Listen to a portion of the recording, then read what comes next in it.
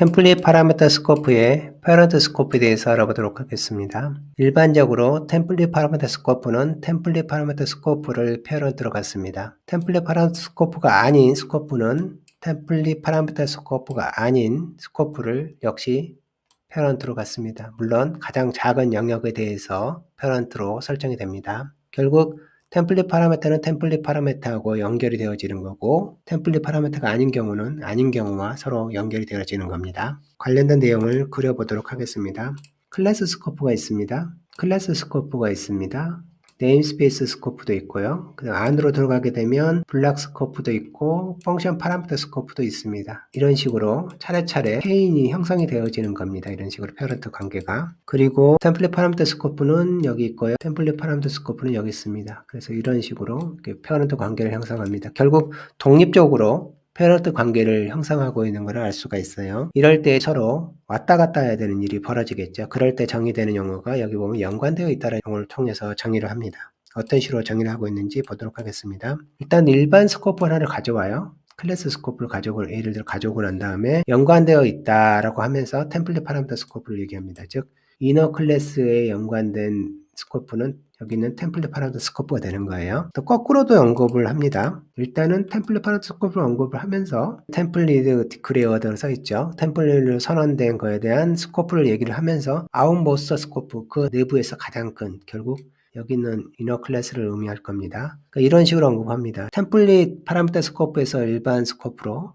일반 스코프에서 템플릿 스코프로 이런 식으로 서로 왔다 갔다 하도록 되어져 있어요. 이럴 때에 네임 룩업을 어떤 식으로 하는지 알아보도록 하겠습니다. 일단 내용을 보면 이렇습니다. 일단 일반 스코프를 얘기해요. 템플릿 말 없으면 그냥 일반 스코프예요. 일반 스코프에 대한 페런트 체인을 일단 얘기를 하고 있습니다. 그래서 이런 식으로 언급하는 겁니다. 일반 스코프에 대한 페런트 쭉 구성을 해요. 그리고 하나를 딱 꺼내옵니다. 여기는 예를 들어서 이너를 꺼내온 다음에 이너를 검색할, 지금 이름 검색이니까 이너에서 검색할 때 템플릿 파라미터 스코프도 역시 고려한다 이렇게 되어 있어요. 그러니까 이너를 검색하고 난 다음에 템플릿 파라미터 스코프도 검색한다 이런 식으로 언급을 하고 있거든요. 또 다른 문서에는 이런 식으로 되어져 있어요. 이제 거꾸로인데 템플릿 스코프 버튼 얘기를 합니다. 이렇게 얘기를 하면서 이너 모스트 스코프, 즉 내부에 있는 이너 클래스죠. 이너 클래스 이후에 템플릿 파라미터 스코프를 고려한다 라고 되어 있어요. 결국 일반 스코프를 검색하고 그 스코프 연결되어져 있는 템플릿 파라미터 스코프를 검색한다. 그리고 그 순서는 일반 스코프의 체인 룰을 따른다 라는 내용입니다. 자, 그럼 어떤 식으로 검색이 되는지 알아보도록 하겠습니다. 일단 중요한 거는 일반 스코프에 대한 체인을 정확하게 구성하면 모든 것이 다 해결되는 겁니다.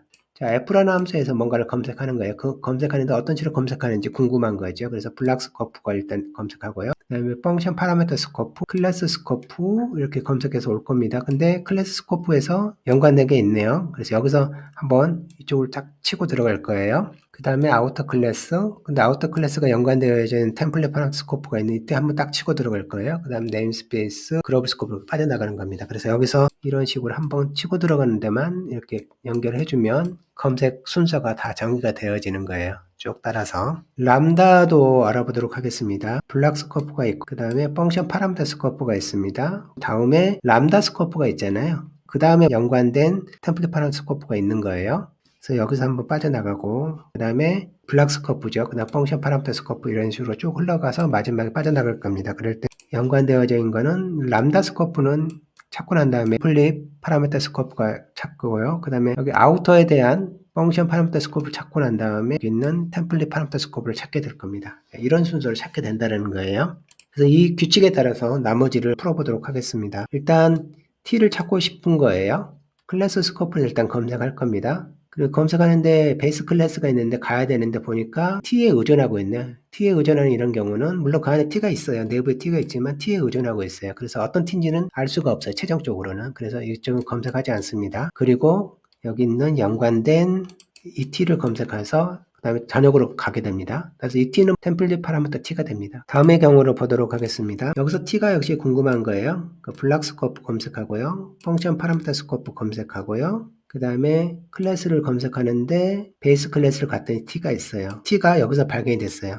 이 T는 베이스 클래스에 있는 T가 돼요. 끝나고 난 다음에 템플릿 파라미터에 대한 검색하는데 이미 발견이 됐으니까 이때는 베이스 클래스에 있는 T가 돼요. 앞에 거는 템플릿 파라미터 스코프의 t가 되는데 다음 예제에서는 베이스 클래스 t가 됩니다. 그래서 내용에 보면 non-dependent 베이스 클래스가 포함된 경우에 있어서는 템플릿 파라미터 스코프 이전에 베이스 클래스가 검색이 되는 겁니다. 베이스 클래스가 먼저 검색이 되고 난 다음에 템플릿 파라미터 스코프가 검색이 됐죠. 다음 예제에서는 이 V를 찾는 겁니다. V를 찾는 건데요. 어떻게 찾는지 보도록 할게요. 일단 블락 스코프 검색하고요. 펑션 파라미터 스코프 검색하고요. 펑션 파라미터 스코프 다음에 여기는 A를 검색하는 겁니다. 클래스 일단 A부터 가는 거니까 A 스코프를 검색을 해요. 근데 보니까 여기가 A 스코프죠. A 스코프에 뭐가 없냐면 V가 없어요. 그 다음에 연관된 템플릿 파라미터 스코프가 여기입니다. 그래서 여기 V가 있죠. 이 V가 포함된 영역을 검색한다고 보면 됩니다. 검색했더니 여기서 V가 나와요. 그래서 이 V는 템플릿 파라미터 V가 되는 겁니다.